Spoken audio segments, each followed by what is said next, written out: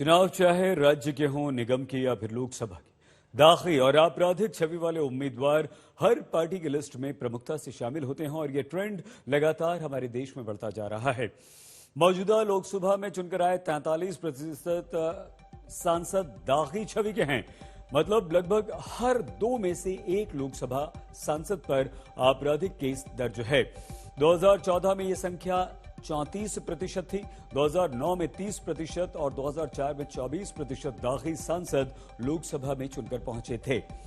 इस ट्रेंड को देखते हुए सुप्रीम कोर्ट ने फरवरी 2020 में एक निर्देश दिया था कि राजनीतिक दलों को अपने आपराधिक पृष्ठभूमि वाले उम्मीदवारों का पूरा रिकॉर्ड सार्वजनिक करना होगा, जिसके बाद चुनाव आयोग ने इस बार 5 राज्यों के विधानसभा चुनावों में सुप्रीम कोर्ट के इस निर्देश को लागू किया।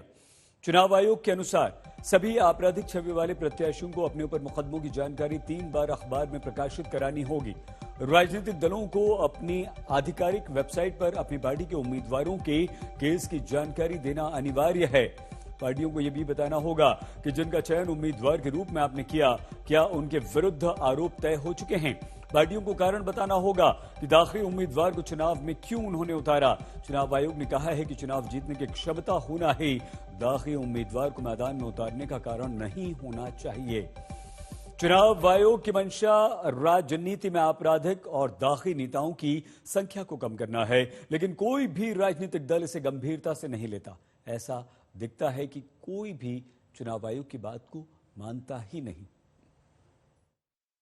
Each and every voter has a right to know the background of the candidate. Among other measures to ensure ethical elections, emphasis is also given on mandatory publicity of criminal antecedents.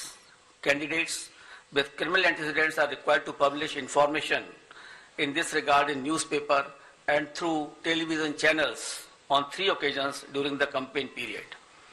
Besides this, it is also mandatory for political parties to upload on their website at the home page detailed information regarding individuals with pending criminal cases who have been selected as candidates.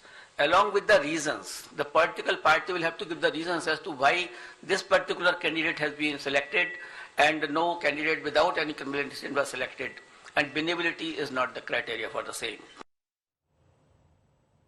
आपराधिक छवि नेताओं को चुनाव जिताने में मददगार सिद्ध होती है और ये चुनावी परिणामों से जाहिर होता है। इसके जिम्मेदार देश के वोटर्स भी हैं, यानी कि आप और हम, जो दागी नेताओं को चुनते हैं, और इसीलिए राजनीतिक दल दागियों को अपना उम्मीदवार बनाते हैं, जिनकी सहूलियत उन्हें देश का हमारा कानून भी देता है।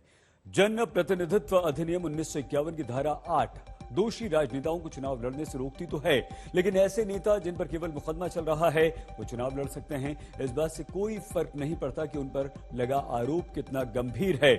इस कानून की धारा 8(1) और 8(2) में प्रावधान है कि अगर कोई सांसद या विधायक हत्या, बलात्कार और आतंकवादी गतिविधियों में शामिल होने जैसे गंभीर अपराध में शामिल होता है तो उसे 6 साल के लिए अयोग्य घोषित किया जा सकता है। वहीं इस कानून की धारा 8(3) में प्रावधान है कि किसी भी अन्य अपराध के लिए दोषी ठहराए जाने वाले किसी भी सांसद या विधायक को अगर 2 वर्ष से अधिक के कारावास की सजा सुनाई जाती है तो उसे दोषी ठहराए जाने की तिथि से अयोग्य माना जाएगा। ऐसे व्यक्ति को सजा पूरी किए जाने की तारीख से 6 वर्ष तक चुनाव लड़ने के लिए अयोग्य माना जाएगा। लेकिन इन कानून से भी हमारे चुनावी सिस्टम के दाग बिल्कुल नहीं धुले। एक सत्य यह भी है कि चुनाव में मिली जीत को दागी नेताओं के लिए क्लीन चिट मान लिया जाता है और ये खुद राजनीतिक दल कहते हैं।